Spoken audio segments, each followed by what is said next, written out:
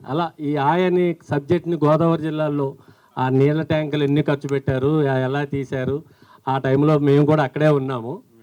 దాని గురించి చెప్పండి. అంటే జనరల్లీ నేను పుట్టి పెరిగిందంతా కూడా పాలకొల్లు. ఆ సరౌండింగ్స్ మొత్తం మా ఫాదర్ది కోకోనట్ బిజినెస్, కొబ్బరికాయ వ్యాపారం. సో ఆ సరౌండింగ్స్ అంతా కూడా బాగా పట్టున్న ఏరియా నాకు. అంటే ఎప్పుడు కూడా నేను అక్కడ, అంటే నాకు జనరల్లీ మంత్కి అట్లీస్ట్ ఒక 10 days అన్నట్టు సైడ్ ఉంటాను. ఎప్పుడు నేను అక్కడ ట్రావెల్ చేస్తున్నా కూడా ఒక కళ్ళుకి ఒక తెలియని ఒక ఆనందం ఉంటుంది ఈస్ట్ వెస్ట్ గోదావరిలో ట్రావెల్ చేసేటప్పుడు. ఆ పచ్చదనం కానీ, అక్కడ ఉండే కాలువలు కానీ, ఇవన్నీ కూడా ఎప్పుడు నా మైండ్లో తిరుగుతూ ఉండేది. నిజంగా దీన్ని కేరళలో ఎప్పుడు కూడా మలయాళం సినిమాలు చూసినప్పుడు కేరళ వాళ్ళు చాలా బ్యూటిఫుల్గా చిత్రీకరిస్తారని, అంతకన్నా అందం ఇక్కడ మన దగ్గర ఉంది, ఎప్పుడన్నా చూపించాలి ఛాన్స్ దొరికినప్పుడు అనుకున్నా. ఛాన్స్ దొరికింది, చూపించేసాం అంతే. అండ్ వర్షం అంటారా, కరెక్ట్గా యాక్చువల్లీ ఏంటంటే అందరూ వర్షాలప్పుడు షూటింగ్ చేయరు, జనరల్లీ ఆగుతారు. ఈ సినిమాకి ఏంటంటే వర్షాలు వచ్చినప్పుడే షూటింగ్ చేద్దాం అనుకున్నాం. కాకపోతే ఏంటంటే ఇక్కడ కథ ఇవన్నీ మీకు గేదార్స్ గురించి తెలియదు ఏముంది. ఆ రుబ్బి కొంచెం బయట తీసుకొచ్చినప్పటికి వర్షాలు వెళ్ళిపోయినాయి, ఎండాకాలం వచ్చేసింది, శీతాకాలం వెళ్ళిపోయింది, ఎండాకాలం వచ్చేసింది. సో మళ్ళీ వర్షాలు క్రియేట్ చేయాలి, అందుకని చెప్పి మబ్బు సూర్యుని కవర్ చేసినప్పుడే షార్ట్లు తీసాడు. చాలా లైటింగ్ మ్యాచ్ అవ్వాలి కాబట్టి. అదేవిధంగా జనరల్గా ఏంటంటే ఈరోజు ఉన్న బిగ్గెస్ట్ కంఫర్ట్ ఏంటంటే సీజీలో రెయిన్ వేయటం. నేను అడిగింది అంటే అట్లా వద్దు, ఒరిజినల్ రెయిన్లోనే షూట్ చేద్దామని చెప్పి ఆ సన్ను మబ్బు కవర్ చేసినప్పుడే షార్ట్ తీశారు. అండ్ ఒరిజినల్ రెయిన్సే మొత్తం మోటార్స్ అన్నీ కొని, దాని సెటప్ అంతా కొని, ఇంచుమించు బ్యాక్గ్రౌండ్లో 1 kilometer రోడ్డు తడిపేవారు. అండ్ ఇంచుమించు చుట్టుపక్కల ఉన్న మట్టి గిట్టి అంతా ఇంక్లూడింగ్ ఎక్కడైనా షూట్ చేస్తే, ఎందుకంటే వర్షం కురిసినప్పుడు మొత్తం కూడా తడిగానే ఉంటుంది అంతా కూడా. ఆ తడంతా వీళ్ళు షార్ట్కి ముందు ప్రిపేర్ చేసుకోవడం, ఆ ఎండాకాలం కదా అది ఎండిపోయేది ఫట్టని, మళ్ళీ షార్ట్ అంటే మళ్ళీ క్రియేట్ చేయడం. అరవింద్ గారు ఏంటంటే యూనిట్ అమలాపురం వెళ్ళింది, రావట్లేదేంటి అంటే చివరికి వర్షాకాలం అయిపోయి వచ్చారు వీళ్ళు. అది ఒరిజినల్గా అయితే అయ్యింది. బట్ సినిమాలు సెకండ్ హాఫ్ చూసినప్పుడు ఏంటంటే కొంచెం మరీ రెయిన్ ఎక్కువ అయిపోయింది అన్న ఫీలింగ్తో కొంచెం యాక్చువల్ కొన్ని సీన్స్ తగ్గించుకున్నాం, రెయిన్లో ఉన్న సీన్స్. ఎందుకంటే లేదంటే మీకు ఏమవుతుందంటే థియేటర్లో ఎప్పుడైతే ఆ డిటిఎస్లో కానీ ఇట్లో కానీ ఆ రెయిన్ సౌండ్ అలా వెళ్తున్నప్పుడు ఒక ఇయర్కి ఒక 1/2 hour 45 minutes తర్వాత తెలియని ఒక అన్కంఫర్ట్ స్టార్ట్ అవుతుంది. అది ముందే ఊహించి కొన్ని తగ్గించుకున్నాం. యాక్చువల్లీ షూట్ చేసిందైతే కనుక రెయిన్ వెర్షన్ మొత్తం ఒకటి ఉంటుంది. వాస్ ద పాల్కల్ బాయ్స్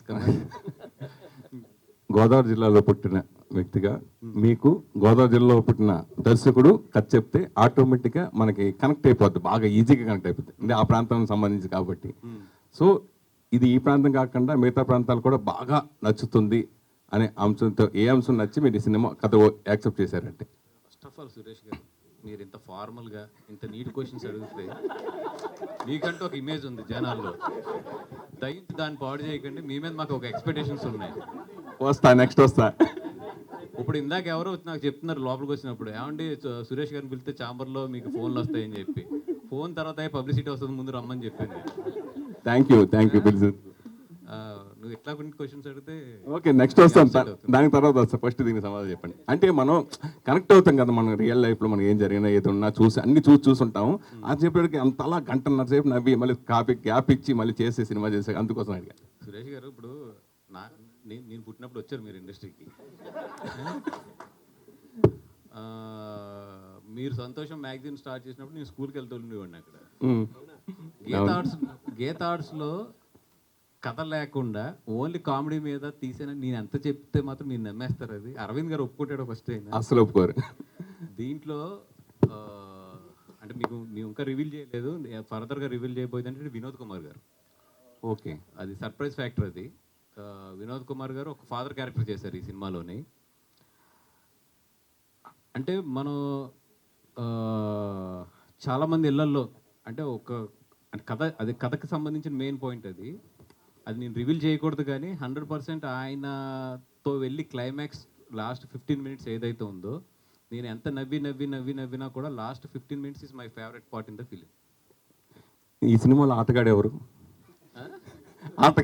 ఈ సినిమాలో ఆటగాడు ఒకడు ఉన్నాడు, నువ్వు అడగవలసిన ఈ సినిమా బయట ఆటగాడు ఎవడన్నాడు? బయట ఆటగాళ్ళు ఇప్పుడు రోజు టీవీలో అన్నింటిలో చూస్తున్నాం బాగా, రోజు అదే చూస్తాం మొత్తం అంతా రియల్గా. మా దాంట్లో ఆటగాడు అంటే తెలియదు, మరి నేను లేను ఎక్కువ లొకేషన్లో అక్కడ. జనరల్గా ఇండస్ట్రీ పుట్టినప్పుడు నేను 30 సంవత్సరాలు చూస్తున్నా అంటే సక్సెస్ శాతం 5%. నిజంగా అప్పుడు సీడీలు వచ్చేసి అని లేదంటే పైరసీ జరిగిపోయిందని ఇలా ఏదో ప్రాబ్లం వస్తూనే ఉంది మన ప్రతి కొన్నాళ్ళు 5 ఇయర్స్కి వస్తూనే ఉంది, ప్రాబ్లమ్స్ వస్తూనే ఉన్నాయి. పైరసీ కానీ సీడీలు వచ్చేసి రకరకాలుగా ప్రాబ్లమ్స్ ఫేస్ చేస్తుంది. సార్ ఇప్పుడు ఓటీటీ వచ్చింది, ఓటీటీ వాళ్ళు బెనిఫిట్ పొందుతున్నారు, ఇదివరకు శాటిలైట్ బెనిఫిట్ పొందారు, ఇప్పుడు ఓటీటీ బెనిఫిట్ పొందారు. అయితే సక్సెస్ శాతం మొత్తం ఓన్లీ 5%. ఓ బ్లాక్ బస్టర్ ఒకటే ఉంటుంది, లేకపోతే 2 ఉంటుంది, కానీ అంత మించి రావు. అలాగే 10 సంవత్సరం ఒక్కో సినిమా వస్తుంది. అలాగే ఈ సంవత్సరం కల్కి మొత్తం పాత థియేటర్లు కూడా మొత్తం ఓపెన్ చేసి ఆ సైడ్ దుమ్ము దులిపి కలెక్షన్స్ చేసింది. అలాగే కంటెంట్ ఉన్న సినిమా మారా సినిమా డబ్బింగ్ సినిమా కలెక్ట్ చేసింది. అట్లాగే భారతీయ సినిమా యావరేజ్ అయినా ఫస్ట్ ఓపెనింగ్ వరకు తీసుకుని మళ్ళీ ఆగిపోయింది. సో ఇది కామన్గా జరుగుతూ ఉంటుంది. ఇందాక మీరు చెప్పారు కదా, ఇంకా అయిపోయింది, కొన్ని థియేటర్లు మూసుకోవాల్సిన, ఎందుకు ఆ మాట అనాల్సి వచ్చింది? సక్సెస్ అయితే ఇప్పుడు ఒకేలా ఉంది కదా, ఎందుకు అది మళ్ళీ ఇప్పుడు వరుసగా ఇప్పుడు ఈ చిన్న సినిమా కూడా బ్లాక్ బస్టర్ చాలా సినిమాలు ఉన్నాయి. ఇదే కల్కి ఒక 3 years బ్యాక్ వచ్చి ఉంటే కనుక ఇప్పుడు మనం ఏ నెంబర్స్ చూస్తున్నామో దీనికి డబల్ నెంబర్స్ చూసేవాళ్ళం. అంటే నెంబర్స్ అనేది మనకు తెలుసు ఇప్పుడు ఎట్లా ఉన్నాయి ఏంది అనేది.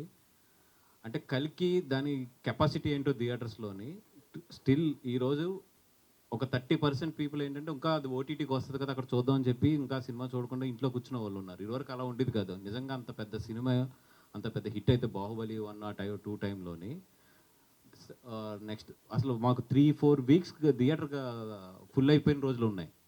మగధీరాకు కానీ బాహుబలి 1 కానీ 2 కానీ.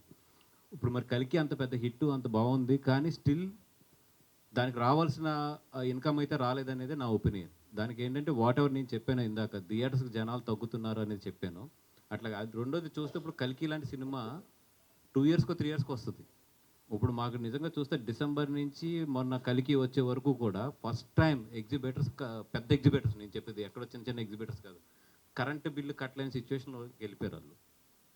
అంటే చాలా థియేటర్లు కల్కి సినిమాకి రీఓపెన్ చేశారు. అవును, అందుకనే అడిగాను. రీఓపెన్కి అప్పు తీసుకొచ్చి కరెంటు బిల్లు కట్టి రీఓపెన్ చేశారు. ఇప్పుడు కొన్ని బీ సెంటర్స్ ఉంటాయి, ఏ సెంటర్స్ వదిలేసేయండి, బీ సెంటర్స్ ఉంటాయి. బీ సెంటర్స్లో ఇప్పుడు మేము డిస్ట్రిబ్యూషన్లో కూడా ఉన్నాం కాబట్టి జనరల్గా మాకు ఏంటంటే వాళ్ళతో ఎప్పుడు కూడా రొటీన్ లెక్కలు ఉంటాయి, 1 lakh 2 lakhs. అది వాళ్ళ ఆఫీస్కి 4-5 సార్లు తిరిగేస్తుంటే మా అందరూ ఆశ్చర్యపడ్డా, ఎందుకు ఈయన థియేటర్ ఓనర్ గారు 2 సార్లు తిరిగేస్తున్నారు, ₹1,00,000 పెద్ద అమౌంట్ కాదు కదా, ఎప్పుడు ఇంత ప్రెజర్ పెట్టరు కదా ఏంటి అంటే, they have to pay the power bills to open for the theatre for కల్కి సినిమాకి. అలాంటి సిచ్యువేషన్కి వెళ్ళిపోయారు ఎగ్జిబిటర్స్ చాలామంది. ఇప్పుడు చూసుకుంటే ఇప్పుడు కల్కి అయిపోయింది, ఇక్కడ నుంచి మళ్ళీ పెద్ద సినిమా ఎప్పుడుంది? Devara September 27th. దాని తర్వాత మళ్ళీ పెద్ద సినిమా అంటే December 6th పుష్ప. ఈ మధ్యలో గ్యాప్లో కరెంట్ బిల్స్ తట్టుకోవడం కానీ ఇవన్నీ తట్టుకోవడం కానీ ఇవన్నీ ఓకే, ఇన్కమ్ ఎంత క్రియేట్ చేస్తున్నా కూడా ఈ సినిమాలకు రావాల్సిన రెవెన్యూ అయితే మాత్రం డెఫినెట్గా 30-40% తక్కువే వస్తున్నాయి. అంటే కల్కి రికార్డ్స్ని పుష్ప 2 బ్రేక్ చేస్తుందా? చేస్తే బాగుంటుంది, ఇండస్ట్రీ బాగుంటుంది, ది ఎగ్జిబిటర్లు బాగుంటారు. అది ఒక సినిమా ఇంకో సినిమా 100% బ్రేక్ చేయాలి ఎప్పుడు కూడా. ఇప్పుడు సచిన్ రికార్డ్స్ కోహ్లీ చేయలే, అలాగే ఎవరికాలు రికార్డ్స్ బ్రేక్ చేసుకుంటూ వెళ్ళాలి. నితిన్ గారు సార్, జనరల్గా చిన్నప్పటి నుంచి మన టీవీలో చూస్తూ లేకపోతే సినిమాకి వెళ్ళి సినిమా చూస్తూ ఒక ఫేవరెట్గా మనం ఫ్యామిలీలో ఎవరున్నా కానీ ఒక అభిమానించేస్తాం కొంతమంది. అలాగే మీరు నాయకి సాంగ్లో స్వర్గీయ ఎన్టీఆర్ దగ్గర నుంచి ఇప్పుడు మీ ఎన్టీఆర్ జూనియర్ ఎన్టీఆర్ వరకు వరుసగా అందరి హీరోల్ని ఇమిటేట్ చేస్తూ అద్భుతంగా చేశారు. సాంగ్లో చూసినప్పుడు చాలా బాగుంది అది. సో చిన్నప్పుడు మీరు అభిమానించే హీరో ఎవరు, ఇప్పుడు అభిమానించే హీరో ఎవరు? సార్ ఫస్ట్ నుంచి పెద్దయినా సార్ బావగారే. సో ఎప్పుడు ఆయనే సార్ నాకు. అంటే చిన్నప్పుడు నాకు సింహాద్రి ఆ టైం అప్పటి నుంచే కడియం ఒకటి చేయించుకొని అందరిని కొడుతూ తిరిగేవాడిని అనమాట. సో అప్పటి నుంచి ఆయన ఫ్యానే సార్ నేను. అంటే మీరు చూడటానికి సాఫ్ట్గా ఉన్నారు కానీ మీ వెనకాల చాలా ఉంది, చాలా ఎక్కువ ఉంది సార్. అది అర్థమవుతుంది. అంటే మెయిన్ కొన్ని లాంగ్వేజెస్, అంటే నేను ఒక పలానా మాస్ హీరో అయిపోదాం ఇట్లా అయిపోదాం అని అనుకుంటారు కదా.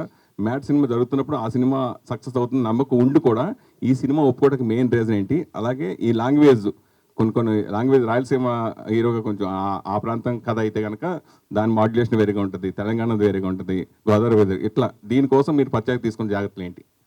సార్ ఇందాకే మాట్లాడుకున్నాం కదా సార్, సినిమా అంటే అంత జనాలు రావట్లేదు థియేటర్కి, అలా ఉన్నప్పుడు మనం కూడా ఏదో పెద్ద హీరోలాగా చేసేద్దాం అని అనుకోకూడదు సార్. సో ఒక మంచి కథను చూపిద్దాం అనుకుంటేనే మనకి టికెట్లు తగ్గుతాయి సార్. అదొక్క దీంతోనే ఇలాంటి కథని ఎంచుకోవడం జరిగింది సార్. సంతోషం సురేష్ గారు, మీరు సంతోషం సురేష్ నుంచి కాంట్రవర్సీ సురేష్ గారు అయ్యారు, మళ్ళీ సంతోషం సురేష్ అయిపోతున్నారు ఏంటి? సో నితిన్ గారు గ్యాప్ వచ్చిందా? ఇచ్చారు, రాలేదు, ఇచ్చారు. చెప్పండి మేడం. సో అంటే రీసెంట్గా వచ్చిన ఒక మూవీ గోదావరి యాసలోనే వచ్చింది, ఆ బ్యాక్డ్రాప్లో వచ్చినట్లు వెళ్ళిపోయింది. So gangs of Godavari. So అంటే నేను అడిగే క్వశ్చన్ రిలేటెడ్ సేమ్ బ్యాక్డ్రాప్లో ఈ సినిమా కూడా వస్తుంది. ఒకసారి క్వశ్చన్ వినండి. సో అంటే ఆ మూవీలో కూడా అక్కడ యాసన్ తీసుకోవడంలో తప్పులేదు, బట్ అక్కడ ఉన్న రియాలిటీకి భిన్నంగా కొన్ని క్యారెక్టర్స్ని చూపించిన హీరో క్యారెక్టర్ని కావచ్చు, ఇలా కొంత కాంట్రవర్సీ క్రియేట్ అయింది. అంత దారుణంగా అక్కడ మనుషులు ఉండరు కదా అని. సో మీ మూవీలో సేమ్ బ్యాక్డ్రాప్లో వస్తున్నారు కాబట్టి ఉన్న రియాలిటీ చూపిస్తారే అన్న కొంచెం తేడాగా ఎక్కడన్నా ఉంటుందా?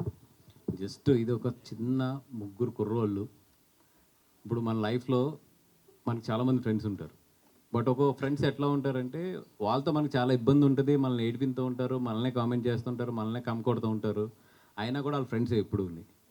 అలా ఒక ఇద్దరు క్యారెక్టర్లు, ఒక క్యారెక్టరు.